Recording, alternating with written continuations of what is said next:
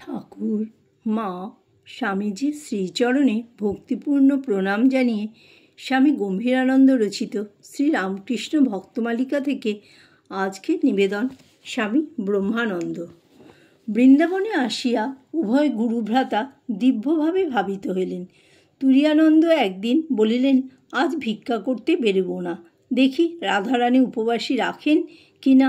ধ্যানে মগ্ন গুরুভাতৃদ্বয়ের একদিন এক রাত্রি কোনো দিক দিয়া কাটিয়া গেল, কিছুমাত্র জ্ঞান রহিল না।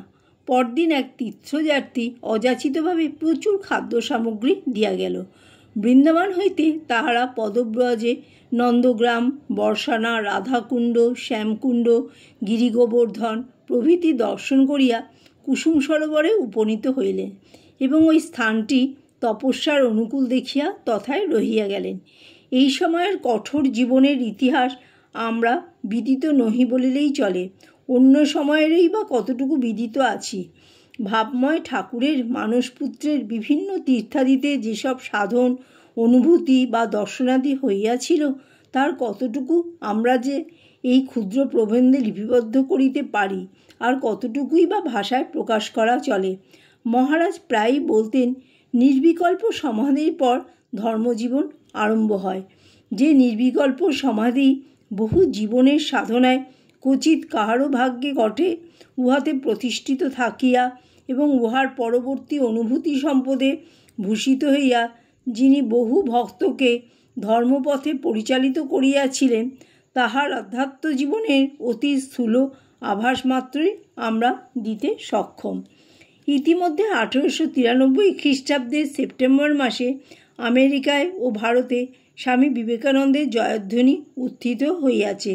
ইহার ফলে মঠের কার্যবৃদ্ধির সূত্রপাত হওয়ায় মঠে চলিয়া যাইবার জন্য তাহাদের নিকট বারংবার আহ্বান আসিলেও তখনই যাওয়া হইল না। 1894 খ্রিস্টাব্দের মধ্যভাগে বৃন্দাবন হইতে তাহারা লগ্ন হইয়া অযোধ্যায় গেলেন।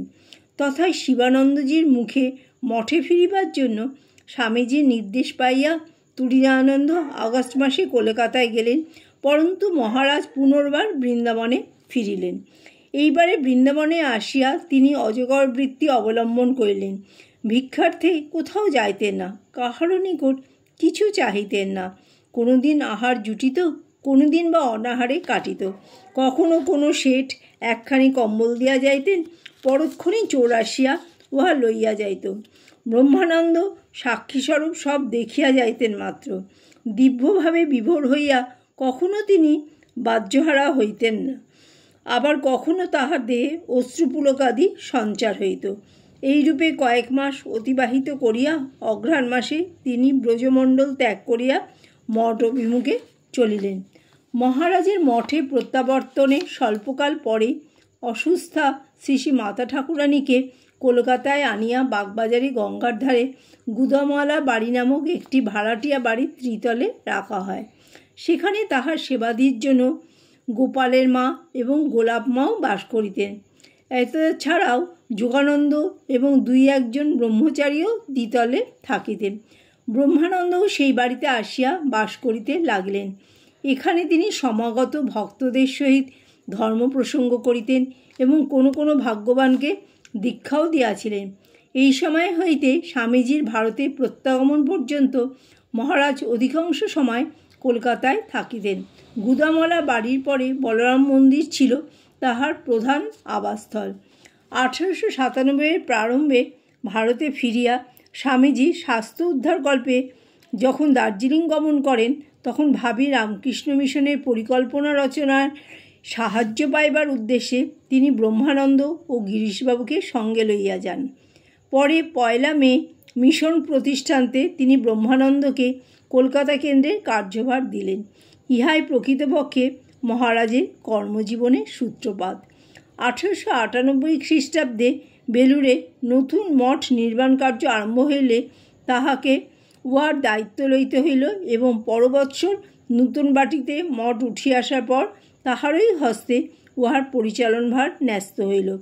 অবশেষে 1900 খ্রিস্টাব্দের আগস্ট মাসে স্বামীজি দলিল সম্পাদনপূর্বক সমস্ত বিষয় সম্পত্তি গুরুভ্রাতাদের হস্তে তুলিয়া দিয়া 1901 খ্রিস্টাব্দের আরম্ভে মঠ ও মিশনের সাধারণ সভাপতির আসন ত্যাগ করিলেন। অতঃপর ওই পদে মহারাজ নির্বাচিত হইলেন। ঠাকুর বলিয়াছিলেন, রাখাল একটি রাজ্য চালাতে পারে। গুরুভ্রাতারা তাহা ভুলেন নাই। আরও তাহাদের মনে ছিল যে মহারাজ ঠাকুরের মানস পুত্র। তাই একদিন স্বামীজি অতর্কিতে মহারাজকে প্রণাম করিয়া বলিয়াছিলেন, গুরুবৎ গুরুপুত্রেষু। প্রত্যুৎপন্নমতি মহারাজও ইহাতে অপ্রস্তুত না হইয়া প্রতিপ্রণাম করিয়া উত্তর দিয়াছিলেন, জ্যেষ্ঠ ভ্রাতা সম পিতা। বস্তুত ইহারা প্রত্যেকেই প্রত্যেকের স্বরূপ অবগত ছিলেন। অধিকন্তু স্বামীজির ইহা অধিক জানা ছিল যে বিশাল জগতে নব অনুপ্রেরণা জাগাইবার দায়িত্ব যিনি গ্রহণ করিয়াছেন, তিনি দৈনন্দিন খুঁটিনাটির মধ্যে আপনাকে আবদ্ধ রাখিতে পারেন না। অতএব সংগৃহীত সমস্ত অর্থাদি মহারাজের হস্তে অর্পণান্তে স্বস্তির নিঃশ্বাস ফেলিয়া তিনি বলিলেন, এতদিন যার জিনিস বয়ে বেরিয়েছি, আজ তাকে দিয়ে নিশ্চিন্ত হলুম। এখন হইতে আমরা মহারাজকে সংঘাধ্যক্ষ রূপেই পাইব। জয় ঠাকুর, জয় মা, জয় স্বামীজি।